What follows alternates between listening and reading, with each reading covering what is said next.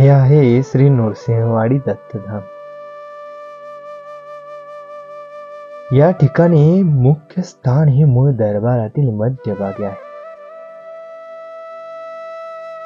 दरबारात गेल्यानंतर महाराजांची सुंदर अशी कलाकृती असणारी मूर्ती समोर दिसेल.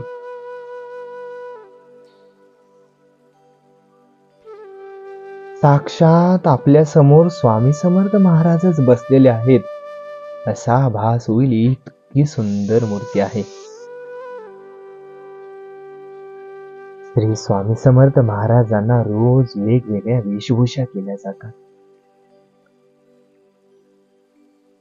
आपण थोडा वेळ मूर्तीसमोर बसून ध्यान केले तर जीवनातली अत्यंत उच्च अनुभूती आपल्याला प्रत्ययास येईल.